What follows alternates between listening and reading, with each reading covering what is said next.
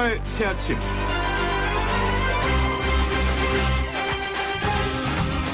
오늘이 10일이니까 4.15 총선까지 딱 5일 남았습니다. 후보들에 대한 여론조사를 공표할 수 없는 깜깜이 구간이 시작이 됐고요. 오늘과 내일 이틀 동안은 전국 3,500여 개 투표소에서 4.15 총선 사전투표가 진행됩니다. 신분증과 마스크 꼭 챙기시고 1m 거리 두기를 위해서 붙여놓은 바닥 테이프를 따라서 대기줄에 서 있다가 입구에서 발열 체크를 받으시면 됩니다. 체온이 37.5도 이상이면 따로 마련된 임시 기표소를 가시고요. 정상 체온이면 손 소독한 후에 비닐 장갑을 끼고 신분 확인 거쳐 투표를 하면 된답니다. 선관위 홈페이지와 포털 사이트에서 미리 사전투표소 확인했다가 오전 6시부터 오후 6시까지 12시간 동안 편한 시간에 투표하시면 되겠습니다. 저는 꼭 그러더라고요. 본투표날 투표해야지. 그런데 꼭 그날이 되면 무슨 변수가 생겨요. 조금 번거롭고 귀찮으시더라도요. 내게 주어진 소중한 한 표 그냥 버리지 마시고 잘 행사하시면 좋겠습니다. 따뜻하고 상식적인 보통 사람들이 즐겨 듣는 YTN 라디오 노영의 출발 새 아침. 지금부터 출발합니다.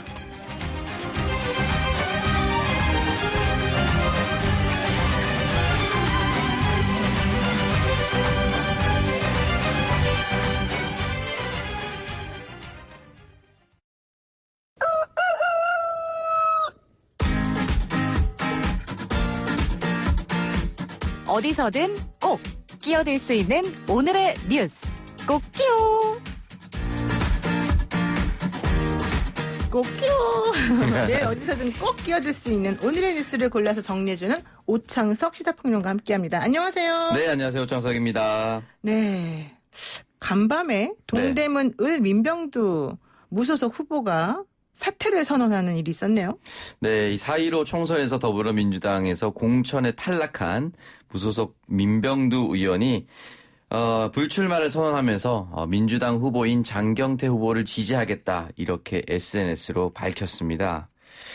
일단 주민 추천 후보라는 논리를 통해서 컷오프 배제에 대해서 항의하면서 반드시 살아서 돌아와서 민주당으로 복당하겠다 이런 의지를 밝혔었는데요. 네. 어제부로 이제 사퇴를 하면서 이 동대문 구도는 양강 구도로 변하게 됐습니다. 원래 그 처음에 무소속 후보로 나가면서도 만약에 상황을 봐가지고 본인이 1등을 할 것 같지 않으면 그만두겠다 이런 얘기를 했었는데 약속을 지킨 셈이 되는 거죠? 네, 맞습니다. 사실 어제까지 사퇴 기한이 중요한 것이 바로 오늘부터 사전투표에 돌입하기 때문입니다. 네. 만약에 동대문 을 지역에서 현재 거주하지 않고 다른 지역에서 사전투표를 하는 사람들은 신분증을 냈을 때 그 자리에서 인쇄가 됩니다. 그렇다면 민병두 후보 옆에는 사퇴라고 글자가 뜨거든요. 네. 그렇기 때문에 이 사전투표 시한을 정확히 지켜서 사퇴를 했다라고 볼 수도 있습니다. 그러면 이제 미래통합당 이해훈 후보냐 더불어민주당의 청년 후보인 장경태 후보냐 이제 이 두 명의 양자 대결 이 정도로 좀 굳어지는 모습입니까? 네, 맞습니다. 87년 이후 이제 고흥문 후보가 당선된 이후에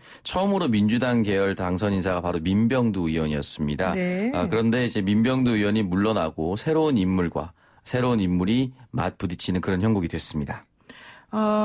그리고 또, 지금 미래통합당이 이 연일이 이어진 막말 후보들 때문에 고전 치른다 어제 얘기인데 오늘 또 그런 얘기가 나옵니다. 예, 맞습니다. 이제 관악갑의 김대호 후보, 그리고 이제 부천병이죠. 차명진 후보도 막말 논란이 있었고요. 광주 서구갑의 주동식 후보도 막말 논란이 이어졌습니다. 주동식 후보요? 예, 맞습니다. 뭐라고 그랬는데요? 주동식 후보 같은 경우는 사실 광주가 5.18 광주 민주화 운동의 본산입니다.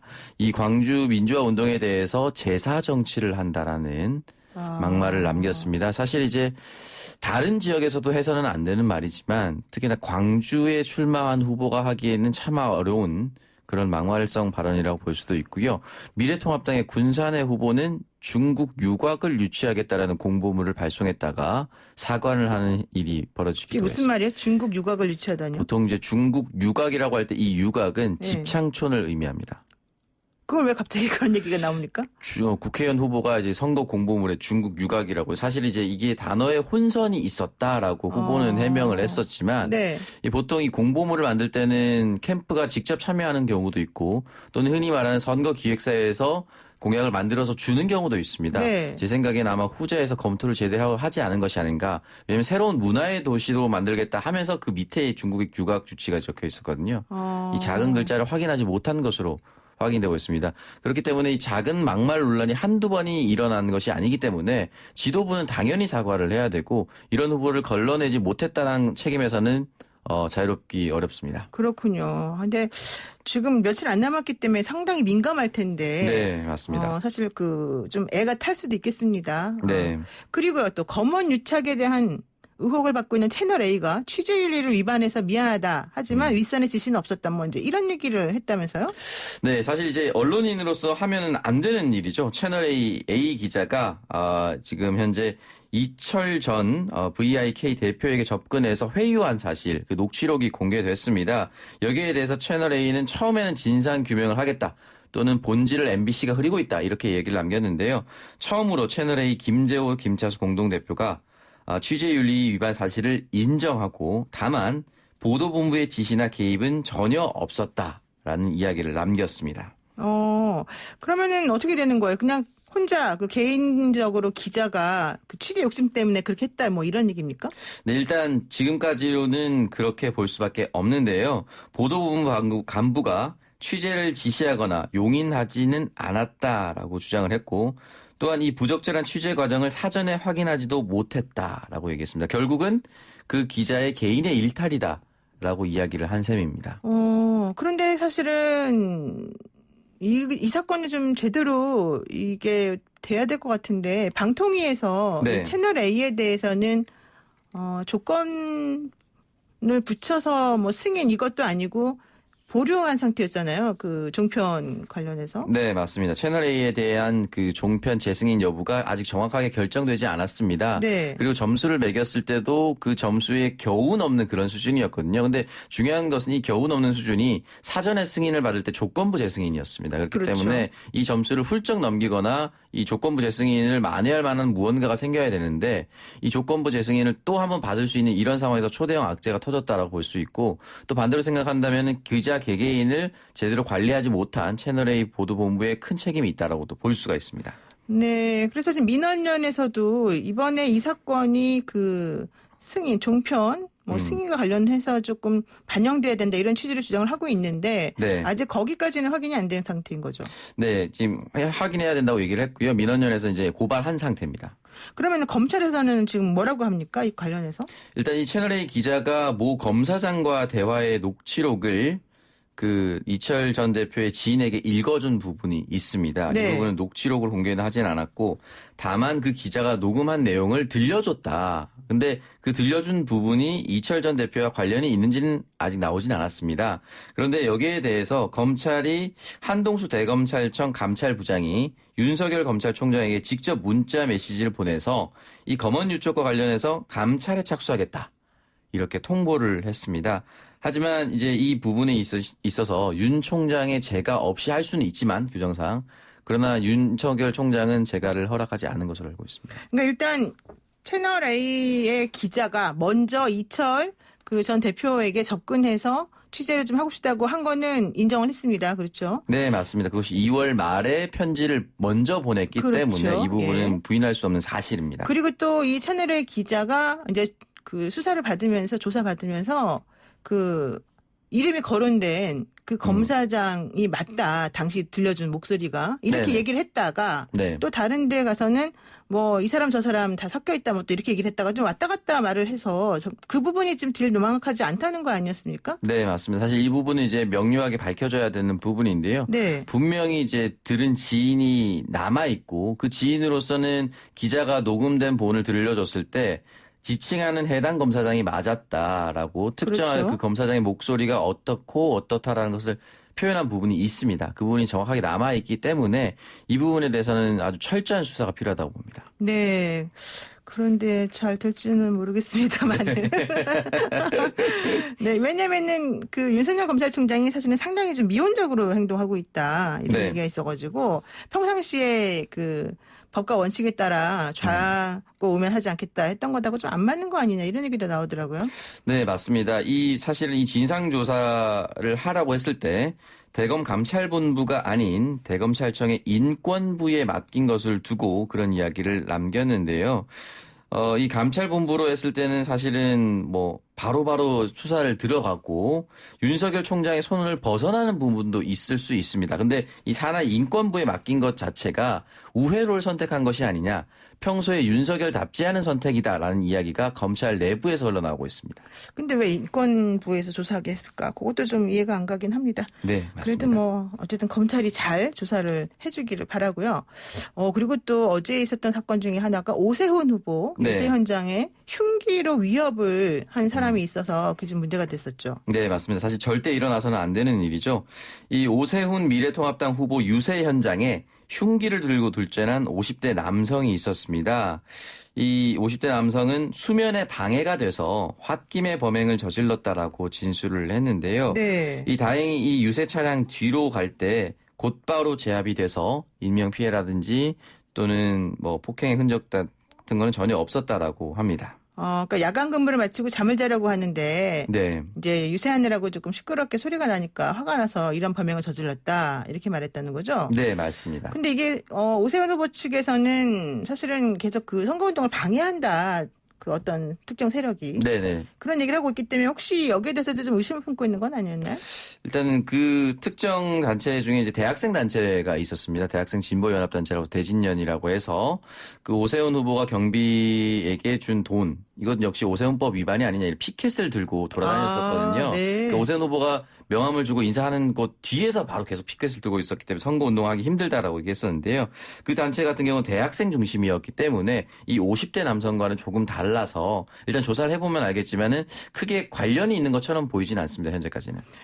그렇군요. 근데 지금 오세훈 후보가 선거운동하고 있는 곳이 광진을이죠. 네, 맞습니다. 여기가 지금 고민정 그 더불어민주당 후보하고 지금 접전 지역으로 알려져 있기 때문에 네, 맞습니다. 상당히 민감할 수밖에 없을 것 같은데. 예, 그럴 수밖에 없습니다. 지금까지 공표된 모든 여론조사가 오차 범인의 접전을 이루고 있습니다. 두 분이요? 예, 그래서 어떤 사람이 우세다, 열세다 얘기하기 어려울 정도로 엎치락뒤치락 오차 범인의 혈전을 벌이고 있기 때문에 사실은 오 후보 캠프에서는 굉장히 민감하게 받아들일 수밖에 없고 과연 진짜 이 50대 남성이 수면의 방해에 대해서 단독으로 한 것인지 여기에 대해서 의문을 품을 수는 있다고 저는 생각합니다. 그렇죠. 네. 근데 이런 일이 벌어지게 되면 누구한테 더 유리합니까?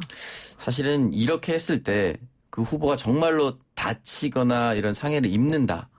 라고 하면은 그 후보에게 동정표가 여론이 몰릴 수밖에 없고 상대 후보가 더 큰 의심을 받을 수밖에 없는데요.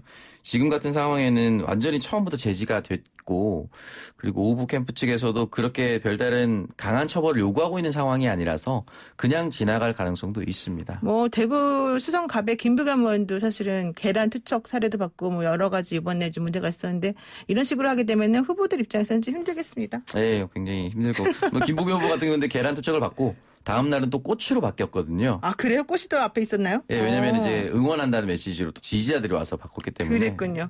네, 오늘 꽃 끼운 뉴스 브리핑 여기까지 듣겠습니다. 고맙습니다. 감사합니다. 네, 지금까지 오창석 시사평론가였습니다.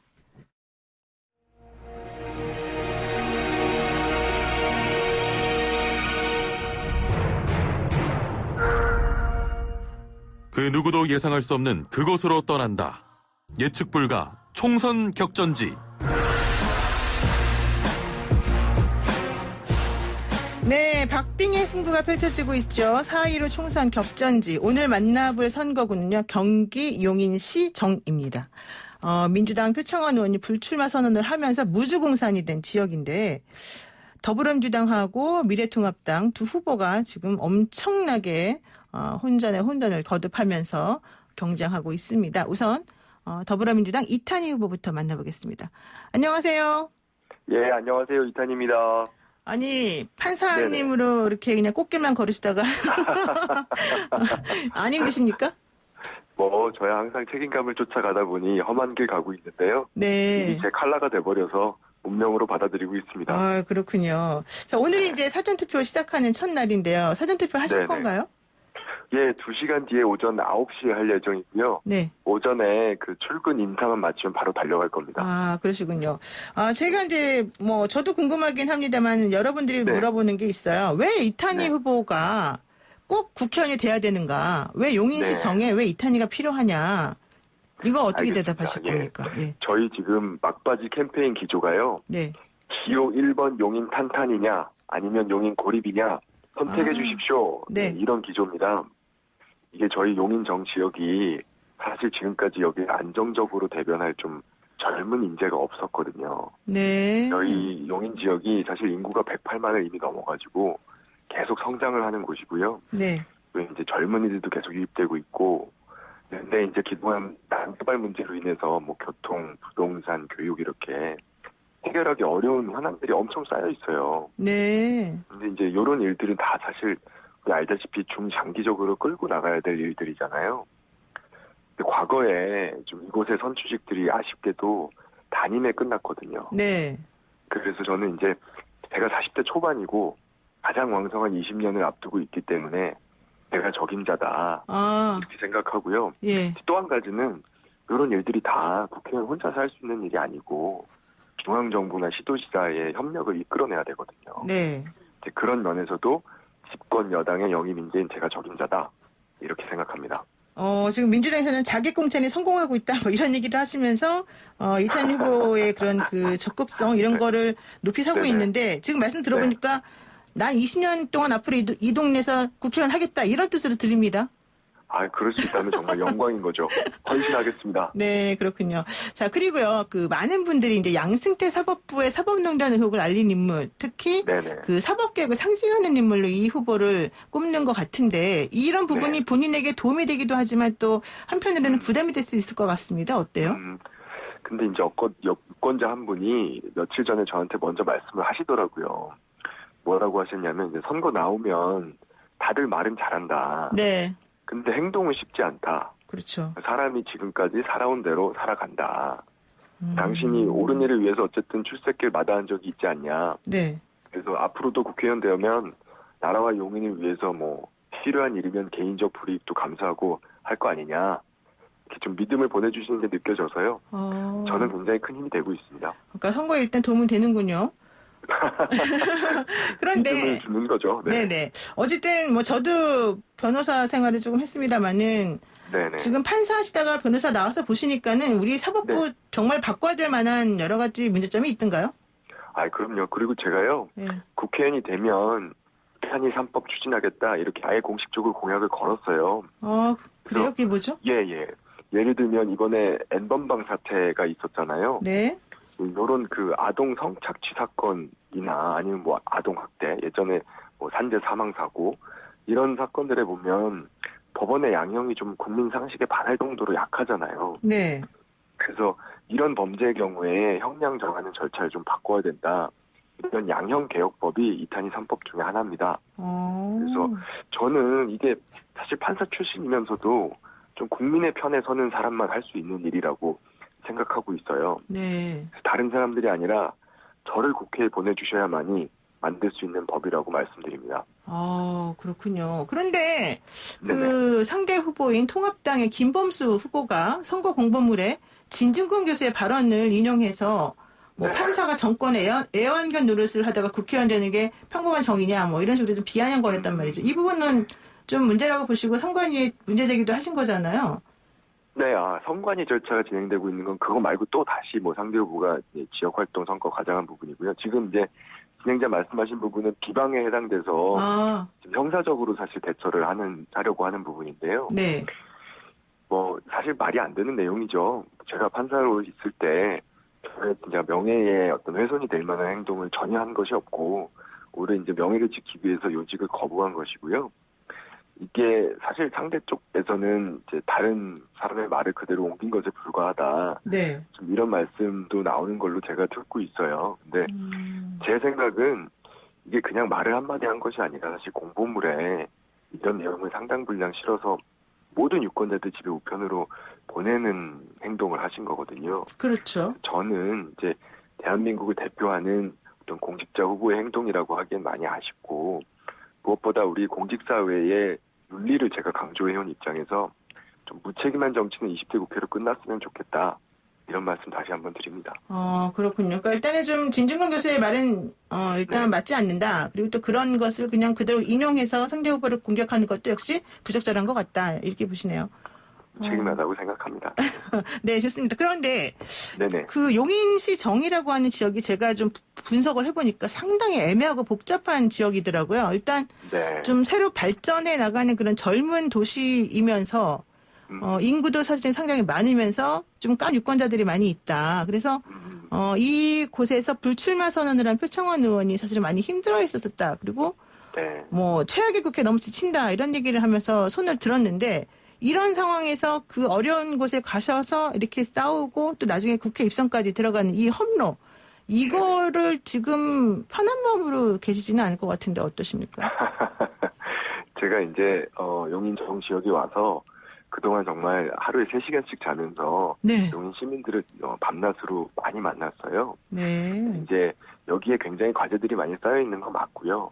그런데 또 한편으로 용인 시민들께서 굉장히 적극적이시고 자발적으로 이제 단체들도 만들고 공동체들을 많이 만드셔서 이 공적인 현안들에 대해서 대처를 해오시는 되게 성숙한 시민의식을 가지신 분들이기도 해요. 네. 그래서 제가 생각을 한 건, 내가 이제 국회의원이 만약에 된다고 하면, 정말 국회의원으로서의 본분에 충실하면 많은 걸 해낼 수 있겠구나. 그럴 만한 여건이 다 만들어져 있다, 이런 생각을 했고요. 네.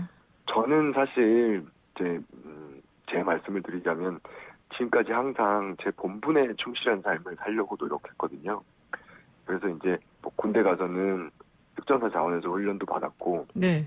판사 돼서는 재판 열심히 해서 뭐 외도 가고 좋은 판사로 인정받았고요.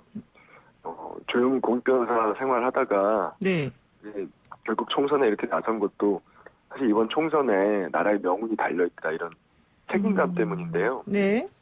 제가 지금까지 공직자로서의 책임을 다해온 것처럼 역시 지역구 국회의원의 책임을 다하면 뭐든지 해낼 수 있다고 생각하고 있습니다. 그렇군요.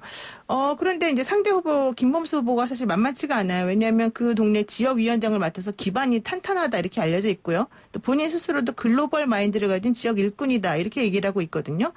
상대방 후보를 평가한다면은 어떻게 평가를 할 수 있을까요? 예, 뭐 지역 현안 관련돼서 좋은 경쟁자라고 생각을 하고요. 네. 이게 아마 이제 다른 지역구에 지원하셨다가 잘 안 되셔서 1년 전쯤에 저보다 훨씬 먼저 용인에 오셔서 준비를 착실히 하신 것으로 들었습니다. 그래서 저한테도 굉장히 좋은 자극이 되고 있고요. 다만 이제 제가 서로 다르다고 생각한 점은요. 상대 후보님께서 이제 건설이나 개발 또는 이제 입시 경쟁 이런 부분들을 강조를 하시더라고요. 네. 저는 이제 지역 발전 강조하면서도 그것이 결국은 우리 시민들의 삶의 질, 또 가족과 아이들의 행복, 안전과 환경 이런 걸로 승화되어야지만 의미가 있다라고 생각하고 있거든요. 네. 그래서 이제 그 부분은 서로 철학이 참 다르구나 이렇게 생각을 하고 있습니다. 일단 유권자들께서 네. 잘 판단해 주실 것 같습니다. 네, 뭐 성숙한 시민의식을 가진 유권자들이시니까 잘 판단하실 것 같긴 한데 이제 말씀 들어보면 조금 추상적이어서 이렇게 네네. 그걸 구체화시키는 그런 것들이 좀 필요할 것 같긴 합니다. 네네. 그리고요, 지금 네. 또 이탄희 후보가 가지고 있는 어려움 중에 하나가 이거라고 사람들이 그러더라고요. 진보 성향의 민중당 후보, 그리고 또 정의당 노경래 후보. 그러니까 민중당의 김백원 후보하고 정의당의 노경래 후보가 이탄희 후보 표를 어느 정도 뺏어갈 수도 있다. 그렇게 되면 이탄희 후보는 사실은 이 표가 분산돼서 오히려 조금 불리할 수 있는데 어떻게 보느냐? 예, 이거 예. 근데 저는 그렇지는 않을 것 같아요. 왜냐하면 사실 지금 용인 시민들이 걱정이 굉장히 많습니다. 그러니까 상대 후보께서 이제 대통령 탄핵에도 참여를 하시고 조옥순 씨와 MOU를 맺거나 아니면 대표로서 운영하시는 언론사에 일베가 대한민국 통치한다 이런 글이 실리기도 하고 네. 이런 상황에서 우리 민주당의 시도지사나 중앙정부나 다른 공직자들과 같이 협업이 쉽지 않은 상황이거든요. 그래서 이제 이렇게 되는 경우에 우리 용인 정 지역이 좀 대한민국의 외딴 섬처럼 고립되는 거 아니냐 이런 부분에 대해서 용인 시민들 걱정이 많기 때문에 제가 잘하기만 한다면 모두 저를 지지해 주실 거라고 믿고 있고요. 네. 결국 제가 얼마나 잘하느냐에 달려있죠 뭐. 원래 여러분들 잘 아시겠지만 판사 출신들이 말씀을 이렇게 잘하지 않습니다. 네. 근데 우리 이탄희 후보는 참 말씀을 잘하시는 것 같은데, 자 일단 표창원 의원이 불출마 선언하면서 현역 의원인데 좀 도와드리고 있는 거죠, 이탄희 후보를? 그럼요. 예, 정말 전적으로 도와주고 계십니다. 그러면 표창원 의원이 얘기하는 팁 같은 건 없던가요? 항상 정론하고 이제 또 정도를 걸어오신 분이기 때문에. 그리고 저도 사실 계속 말씀드리지만 옳은 일을 위해서 한번 불이익을 감수하는 경험을 해보고 나면 인생이 많이 바뀌더라고요. 아, 그러면 서로 통하는 게 있어서 네, 정말 정신적으로도 큰 도움이 되고 계십니다. 그렇군요. 또 그뿐만 아니고요. 다른 많은 이제 선배 정치인들께서 박주민 의원이라던가 이제 많은 분들이 계속해서 소통을 하면서 지역 현안도 챙기고 중앙 정치도 잘할 수 있는 법 이런 것들 조언을 많이 받고 있습니다. 네, 과외쌤들이 많으시니까 잘 네. 되실 수 있는데, 좀 전에 말씀하신 지역 현안 얘기 한번 여쭤볼게요. 용인시정이 네네. 지금 사실 가장 시급한 지역 현안이 뭔지, 또 이건 어떻게 네. 해결하시겠다는 건지, 이게 좀 궁금할 네네. 것 같아요. 예. 알겠습니다. 저희 그 현안들이 많은데 보통 4대 현안 이렇게 뽑으면 교통 문제, 그리고 경찰대 부지 활용 문제, 또 플랫폼 시티라고 하는 개발 사업이 있거든요. 네. 이 사업 문제, 그리고 이제 마지막으로 용인 시민들의 생활과 관련된 각종 기반 시설 개선 문제 등이 있습니다. 네. 이제 뭐 세세한 내용은 다 공보문을 통해서 자세히 밝히긴 했는데요. 가장 이제 많은 분들이 이야기하시는 이제 교통 문제 같은 경우를 얘기를 하면 저희가 사실은 그 광역 대중교통망 체계가 잘 안 돼 있어요. 그래서 이제 GTX 용인역 네. 이라고 하는 이제 큰 역이 저희 지역에 생기는데 이걸 이제 안정적으로 추진을 하기에는 제가 적임자다 이런 말씀이고 이 역을 통해서 사실은 철도망을 구축할 계획이에요. 네. 그래서 철도를 통해서 보다 편리하게 서울이나 아니면 전국으로 뻗어가실 수 있도록 이렇게 만들 생각이고요. 또 이제 단기적으로는 광역 급행버스를 늘리거나 또 마을버스 준공영제 실시해서 좀 시민들한테 필요한 노선들 만들고 또 뭐 동백 IC 설치 등을 통해서 도로망도 정비하고요. 네. 이런 여러 가지 계획들을 가지고 있습니다. 와, 정말 짧은 시간에 엄청나게 많은 것들을 지금 준비를 하신 것 같은데, 마지막으로 유권자들에게 네네. 당부하고 싶으신 이야기가 있다면 뭐가 있을까요?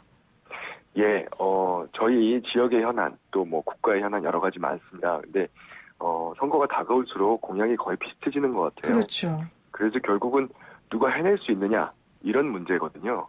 저는 지금까지도 저의 책임을 다하는 삶을 살아왔고요. 저에게 일할 기회만 주신다고 하면 역사와 국민을 위해서 책임을 다하는 생각이 바른 대한민국 국회의원의 모습이 어떤 것인지 정말 온몸으로 보여드리겠습니다. 오, 저희 네. 국회로 보내주시기 바랍니다. 아, 예. 말씀 잘 들었습니다. 오늘 말씀 여기까지 듣겠습니다. 고맙습니다. 예, 감사합니다. 네, 지금까지 경기 용인시정의 더불어민주당 이탄희 후보와 인터뷰했습니다.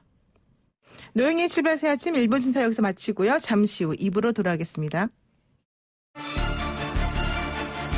친절한 시사, 시원한 통찰. 노영희의 출발 새 아침.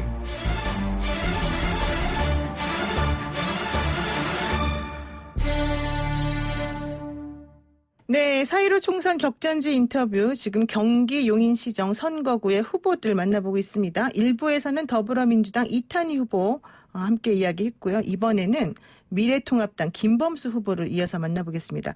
후보님 안녕하세요. 네, 변호사님 안녕하세요. 네, 그 앞에 우리 그 이탄희 후보 인터뷰하는 걸 잘 들으셨을 것 같아요. 네, 잘 들었습니다. 네, 두 분께 같은 질문 드리겠습니다. 왜 네. 용인시정에 김범수 후보가 꼭 필요할까요? 우리 용인시가 한 25년간의 인구가 5배 폭발 성장을 했어요. 네. 전국에서도 가장 빨리 성장 발전하고 있는 곳인데 특히 저희 용인시정이 지난 20대 총선에서 새로 신설됐잖아요. 네. 지난 4년간 이제 좀 방치됐고 또 일부 지역은 게리맨더링으로 길게는 한 8년간 좀 현역 의원이 지역을 안 챙겼다. 그래서 굉장히 그 지역 발전에 대한 민도가 높습니다. 그래서 저는 이제 그런 어떤 많은 지역 개발 현안에 대해서 무엇을 하겠다. 단순히 그렇게 늘어놓는 것이 아니라 네. 이미 원외 당협위원장으로서도 주민들과 굉장히 힘을 크게 모아서 경찰대 난개발을 막아내는 데 기여했고 또 그런 뭐 용인동백 의료 클러스터 유치 여러 가지 죽전 따복하우스에 대한 방향 전환이라든지 그런 어떤 검증된 모습을 보여드렸다.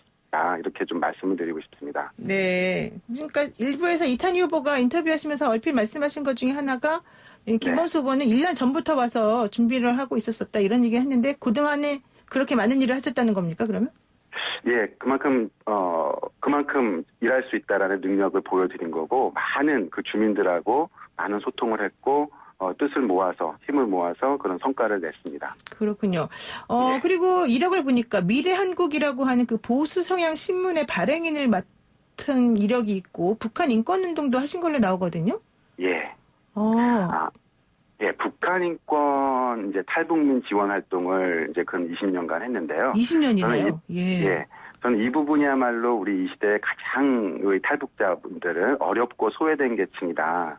지금도 많은 여성들이 이제 뭐 100만 원, 200만 원에 팔려가서 결혼을 하고 아이를 낳는 분들이 수십만 명이 이르렀잖아요. 네. 저는 이제 이들에 대한 지원 활동을 이렇게 한 건데, 저는 이것이야말로 어떻게 보면 평등과 소외된 사람들에 대한 어떤 배려를 강조하는 어떤 진보가 중요시하는 인권의 가치의 핵심이 아닌가. 근데 이런 부분이 우리 사회에서는 좀 이제 너무 정치화돼 있다 보니까 그런 것을 보고 또 뭐 보수다 이렇게 표현을 하시는데, 뭐 그렇다면 뭐 그런 표현도 받아들이겠고요. 미래 한국의 경우는 저는 저희가 이제 늘 2002년에 창간된 매체입니다. 어떤 창간 때부터의 어떤 편집 방침이 어떤 보수 진보의 어떤 진영 논리로서의 보수가 아니라 자유주의, 보수주의의 가치를 굉장히 좀 드물게 추구해 왔습니다. 그런 의미에서 뭐 우리의 어떤 한계를 인정하고요. 우리가 어떤 사회주의적인 유토피아를 건설하는 것이 아니라 점진적인 개혁 발전, 혁신을 해야 된다. 그런 늘 입장이었고, 그렇기 때문에 어떤 과거 보수 정권에 대해서도 상당히 좀 어떤 비판적인 입장을 늘 이제 견지해 오면서 어떤 보수 어떤 태극기 주류에서는 조금 이제 비껴난 뭐 굳이 따지면 비주류의 어떤 그런 입장을 견지해오지 않았나 그렇게 평가를 하고 있습니다. 네. 그런데 사실은 그 말씀하신 바로 그 미래한국이라고 하는 매체를 극우 보수 매체로 보는 시각이 많거든요. 예, 그래서 제가 말씀을 드린 거고, 저는 극우라는 표현은, 극우는 좀 저는 극좌랑 통한다 생각을 하는데, 네. 뭐냐면 그 전체주의죠. 본인들의만의 생각이 있기 때문에 모든 수단과 방법이 어떤 정당화되는 상대를 어떤 없어져야 될 대상으로 보는 그런 것이 어떤 전체주의의 특징이라고 보는데, 저희가 생각하는 자유주의, 리버럴리즘, 그리고 또 보수주의는 어떤 그런 유토피아가 아니라 방금 말씀드렸다시피 점진적인 개혁을 해야 되고 우리의 한계를 인정해야 되기 때문에 작은 정부, 그다음에 큰 시민사회 이런 거를 좀 강조하고 있습니다. 네, 그렇군요. 예. 그리고 또 그래서 제가 또 시민사회 활동을 오랫동안 해왔습니다. 20년 동안 아까 하셨다는 그 예. 시민사회 운동이요. 예. 그리고요, 지금 그 김범수 후보 선거 공보물이 또 조금 얘기가 되고 있습니다. 진중권 교수가 발언한 내용을 담아서 이탄희 후보에 대해서 조금 허위 사실을 유포한 거 아니냐, 이탄희 후보 측이 그렇게 주장을 하고 있는데, 왜 진중권 교수의 발언을 하필이면 이 공보물에 인용을 하셨는지, 또 이탄희 후보가 지금 보이는 이런 반응이나 대응에 대해서는 어떻게 대처하실 것인지 좀 궁금합니다. 예, 우리 예비 홍보물에 그런 걸 넣은 거에 대해서 이제 선관위에 고발 조치를 하신 걸로 아는데 이미 뭐 기각이 다 됐던 거고요. 그런 사실에 대해서 이제 계속 좀 정치적인 입장으로 말씀을 하시는 것 같아요. 저는 이제 진중권 교수의 발언의 핵심은 이제 정치 판사라는 이제 부분이셨는데, 저는 이 부분은 우리 지역의 이제 가장 그 핵심 사안이라고 생각을 했어요. 네. 우리 용인에서 가장 이제 필요한 것은 아까 말씀드렸다시피 어떤 지역 발전, 어떤 방치된 개발 현안들에 대한 어떤 진행인데, 자칫하면은 이제 이탄희 전 판사 같은 분은 이제 사법개혁을 출마 일성으로 하셨는데, 저는 우리 용인이 혹시라도 서초동 광화문의 어떤 진영 논리의 어떤 그 정치 논리가 이곳에 다시 가져오면은 이곳에 그것이 펼쳐지면 안 되겠다. 그런 생각이고, 우리 지역이 다시 그분이야말로 지금 공보물에 뭐 저를 또 극우라고 쓰셨더라고요. 네. 네, 그런 말씀은 이제 뭐 비판을 안 하신다 얘기를 하시지만, 뭐 또 공보물에도 그런 뭐 극우 이념 논란, 색깔 논란, 과거 뭐 DJ 김대중 대통령께서 쓰여졌던 그런 색깔 같은 것을 지역 현안과 무관하게 지금 이렇게 좀 하고 있으신 부분에 대해서는 뭐 저도 그 부분에 대해서는 좀 유감이다 말씀드리겠습니다. 그러니까 지금 서로 같이 약간 상대방 후보에 대해서 얘기를 하고 있는 부분들이 있다. 이걸 지금 얘기를 해주시는 거군요. 근데 예, 뭐 그런 것 같습니다. 워낙 또 이게 박빙이고 처음에 민주당에서 생각할 때는 현역 의원 민주당 의원께서 있었고 좀 유리한 지역이니까 이제 깃발을 꽂으면은 좀 유리하겠다 생각이 됐는데 지금 판세가 그렇지 않으니까 이게 지금 좀 이념의 싸움으로 되고 있는 것 같아서 그분이 좀 굉장히 아쉽습니다. 그렇군요. 예. 그리고 또 요즘 이제 미래통합당이 사실은 조금 약간 위기 의식을 느끼고 있는 것 같아요. 왜냐하면은 자꾸 막말 논란이 매일매일 나오고 있기 때문인데요. 뭐 세대 비애를 한 김대후 후보라든가 또 세월호 관련해서 막말을 계속하는 차명진 후보라든가 또 오늘도 또 뭐 제사 어쩌고 저쩌고 이런 얘기하는 후보도 있었고요. 이런 발언들이 사실은 좀 문제라고 사람들이 얘기하고 있는데 일단 이런 식의 발언이 문제라고는 보시는 겁니까?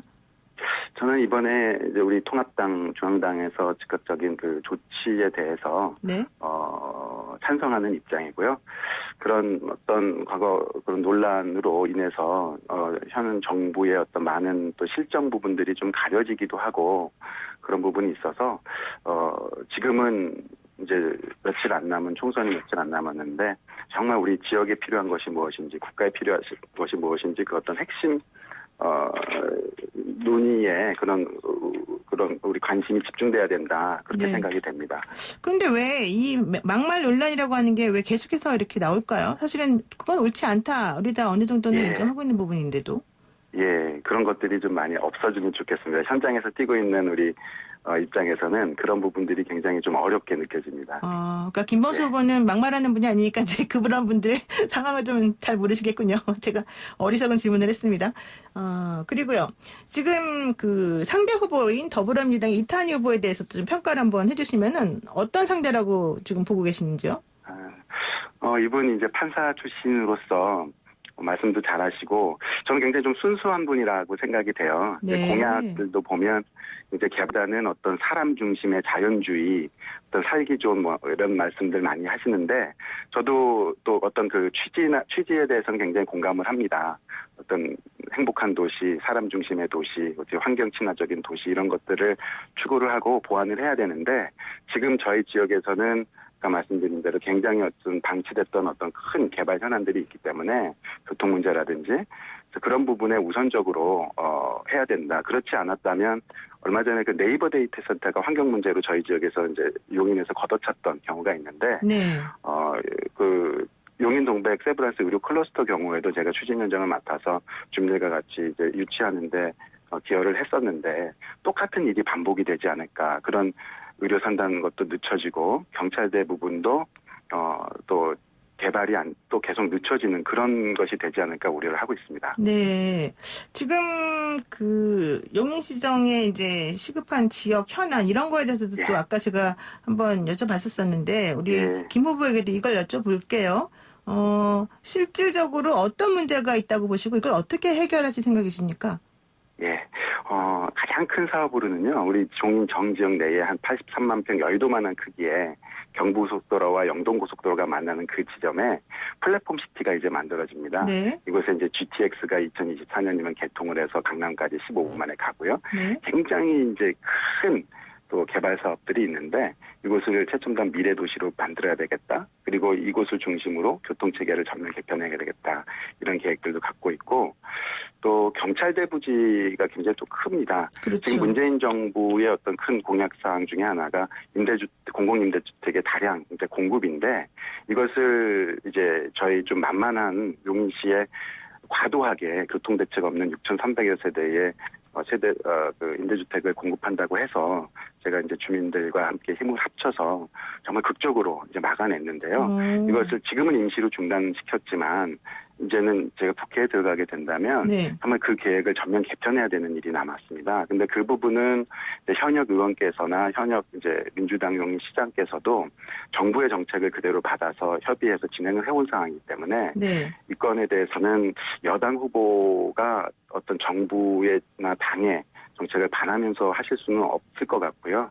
제가 이제 주민들과 힘을 모아서 지금까지 했던 것처럼 전면 재검토를 시켜야 되겠다. 그런 말씀드립니다. 그리고 또 아울러서 우리 동백동이 인구가 8만 3천여 명의 그 가장 큰 운동당의 큰 동네인데 이곳에 영동고속도로가 지나면서도 IC가 없습니다. 굉장히 불편해서 네. 이제 고속도로 타는 데만 해도 20, 30분은 돌아가는데 그 IC 같은 경우는 저는 임기 내에 반드시 실현을 하겠다 그런 말씀도 드리고 우리 지역 내에 또 이제 교통 문제가 가장 큰데요. 네. 또 이제 지하철도 이제 GTX를 연결하는 동백으로 시작해서 신분당선을 연결하는 그것도 지금 타당성 사전 조사 중인데 빨리 진행을 하겠습니다. 네, 그렇군요. 예.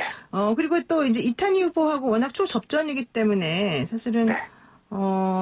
이탄희 후보를 견제하는 것도 필요하긴 한데 또 김 후보 입장에서는 통합당에 있다가 탈당해서 친박신당 후보로 나온 김근기 후보가 있잖아요. 예. 이 후보가 또 본인의 표를 가져갈 수 있다. 뭐 이런 분석을 하는 것 같더라고요.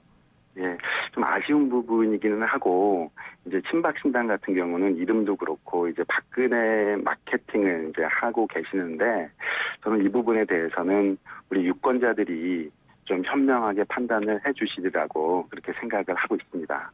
아, 그러니까 예. 현명하게 판단해서 나를 찍어라.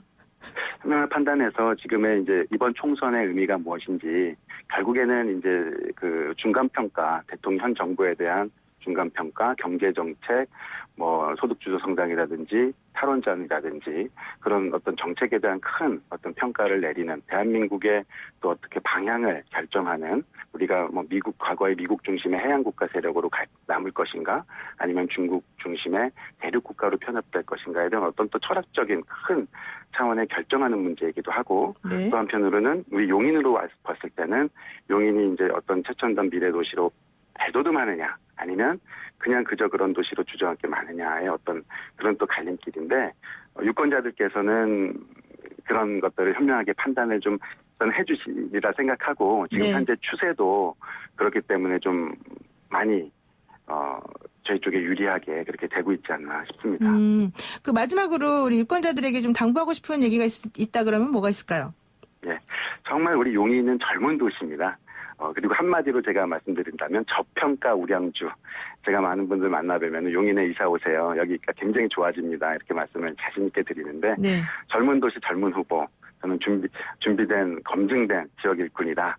제가 용인에 깊이 뿌리 내리고 용인과 같이 성장 발전하겠다.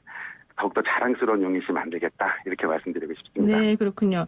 지금 우리 이 지역구 같은 경우에서 사실 보면은 이탄희 전 판사하고 우리 김범수 후보가 정치 신인이라는 점, 또 모두 서울대를 나오고 하버드 대학을 또 나온 엘리트라는 점, 이런 것들이 매우 공통점으로 좀 나와 있는데 또 두 분의 정치 성향이나 이념은 좀 지향한 바가 달라서 사실 좀 재미있는 관전 포인트가 될 것 같기도 합니다. 예. 예, 저는 우리 용인시가 어떤 정치 이념의 논쟁이 그런 곳이 되지 않았으면 좋겠고요. 우리 네. 지역에 가장 필요한 그런 그 지역 일꾼 뽑는 그런 선택의 기회가 됐으면 좋겠습니다. 네, 하여튼간 잘 되시기를 바라겠습니다. 오늘 말씀 여기까지 듣겠습니다. 고맙습니다. 감사합니다. 네, 네. 지금까지 경기 용인시장 선거구의 미래통합당 김범수 후보였습니다. FM 94.5MHz YTL 라디오 노영의 출발 새 아침.